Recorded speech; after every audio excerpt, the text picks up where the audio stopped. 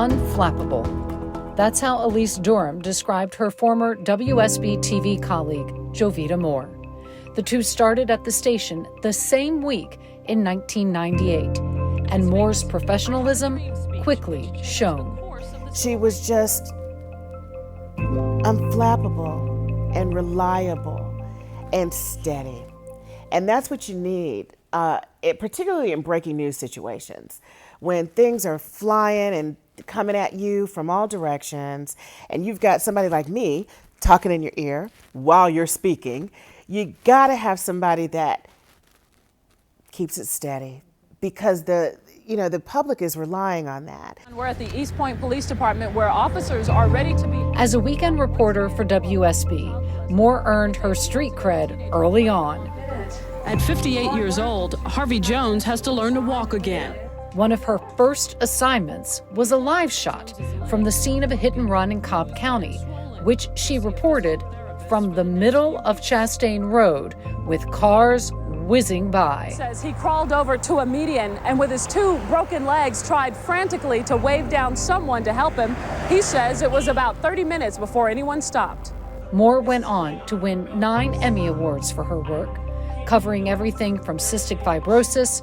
Now off the brake. Floor it. Keep it down. My God. Keep it down. Oh Keep my it down. God. Keep it down. To race cars, Brake hard. to the opening of the National Center for Civil and Human Rights. She quickly became a trusted name in news, and it was no surprise when she took over for Monica Pearson as evening anchor in 2012. You know, I've said repeatedly that if I can just make a fraction of the impact that Monica has made, I'll be happy with that, and it'll be my honor just to try.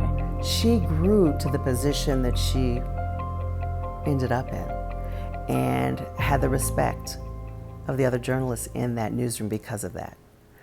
She wasn't a Johnny come lately, is that how they say it? She was not new to this. She had come from Memphis, so this was not her first job. And she worked hard to learn Atlanta, to get into the community, to know the stories, to know what's going on where, and pronounce streets correctly, all things that we take for granted. But it's very important if viewers are to trust you. And she was a very trusted source for news in this city.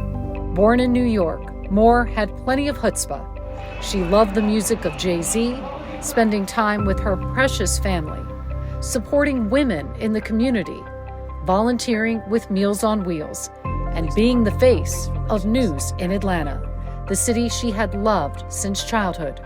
And at some point, I decided that if I was ever to live outside of New York City, I would want to live in a city like Atlanta, because it seemed like such a place that had so much going on, such a positive place. And of course, to me, in New York, it was like the Mecca for Black people, because you had a Black mayor, you had Black schools, you had these Black campuses with Black students, and it was just one of those places that I was like, Atlanta must be a really great place to live, and you would see Black families, and it was always like in an Ebony or a Jet or something, and so that was one thing, and it was just some place that I was always interested in.